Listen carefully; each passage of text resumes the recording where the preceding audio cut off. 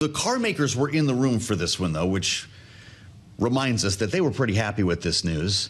Is it just as easy to downscale when it comes to emissions like this as it was to put all of these changes in effect to begin with? Yeah, you know, that's a really good question you're asking. It's a great place to start because what manufacturers want more than anything else is a degree of certainty and clarity about what the rules are going to be. This is a long lead time, high asset business, right? So these companies are planning model years out, 28, 29, model year 2030. And so you got to have consistency, clarity, and some degree, you know, of stability here. But what we did see, and you know, you saw this in the clip you just played of the president, this is really kind of a return to the roots of what this corporate average fuel economy program really was. It was established in the 1970s to reduce our dependence on foreign oil. Its focus has always been on increasing the efficiency of gasoline-powered cars and trucks. And so that's where the Trump administration is starting with this program, and it's a good place to start. It's interesting. It was inspired by dependency on oil from other nations, not climate, which it is more typically associated with. Yeah, it's exactly right. Now, it really isn't a climate measure. There are other regulations that are associated with climate and auto emissions related to the climate, but this is really about fuel economy, but also, here's a word Congress uses, economic practicability. What you and I would say is affordability. So that's what the Trump administration is leaning in on here. They're saying, look, the days when you could make assumptions of very, very high levels of electric vehicles being sold into the fleet and then setting CAFE standards based on that idea that there are going to be a lot of electric vehicles in the fleet, that's illegal. Congress said you can't do that. And so the Trump administration is just trying to reset the baseline, follow the law, and go forward. So I guess the two big questions that we all have are, number one, how will this impact the price of a car? Do we see that number come back below $50,000? In what period of time? But also, what types of changes, what kind of retooling do these automakers need to do to crank out what I guess is a slightly more old-fashioned kind of car? Yeah, I think we should be careful with the idea of old-fashioned. Okay, right? Sure. And I'll tell you why. I think really the previous standards were really overly ambitious, to say the least. They were unachievable. The assumptions that went into them, the levels of electric vehicles that we thought the market would demand, the amount of charging infrastructure that people felt would be available to customers, it just isn't there. And so having a reset and a reevaluation of these programs makes sense. Now, that doesn't mean that there will not be electric vehicles in the future, or plug-in hybrids or hybrid technology. Do you make an ICE car differently, though, because of this change? There's always improvements, even in ICE technologies. But what I think you'll see is much more hybridization across the fleet, right?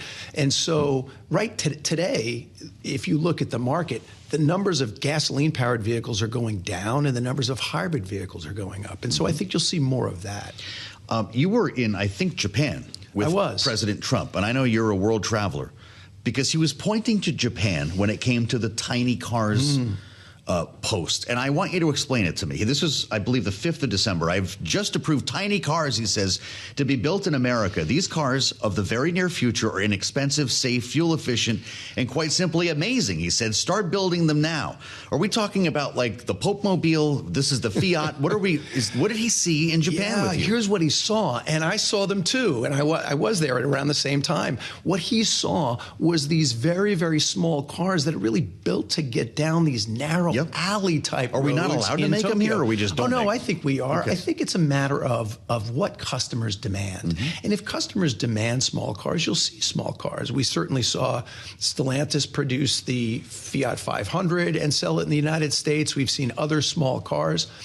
It really comes down, in my view, to what the customer demands. Now, is the Department of Transportation right to look at whether there are regulatory barriers? Yes, but let's be very clear. No one is ever going to sacrifice safety to bring vehicles into the marketplace. And so as long as safety's first and foremost, if customers want them, they'll get them. Does that help to bring the average cost of a car down? It could. These would be much cheaper, right? It could. By the way, when you look at that $50,000, so when we hit that target, we also were experiencing a very high level of electric vehicle sales. Okay. Right. This was at the very end of the tax credit. So that will naturally come down. Yes. Right. So you're going to see, if you're already seeing the average transaction price down a little bit as relatively more expensive EVs are sold in smaller volumes. But I do think this affordability question is something we have to continue to look at. And I do think there's a role for policy to support affordability as well. There's also the matter of culture, right? American culture. I keep hearing this, and you go outside right now, we'll look up and down I Street. Americans like big cars. I mean, how do we rationalize the tiny car thing with what I see every time I get on the road? I think you're exactly right about that. This is a market that values large cars. It's also a market that values what a car marketing person might call a richer mix, higher trim levels, more technology, more stuff in the vehicle. That's what consumers demand in this market. I think, though, that when you get a little bit more of the deregulatory actions in place, you will see some affordability, but there are larger questions related to purchasing, questions related to supply chain, questions related to tariffs. It isn't simple. It's overly simplistic to suggest that it just needs a little bit of deregulation and then the vehicles become more affordable. It's more complex than Your that. industry has become so complicated. There's no doubt about it. How many people pick the car based on the infotainment system?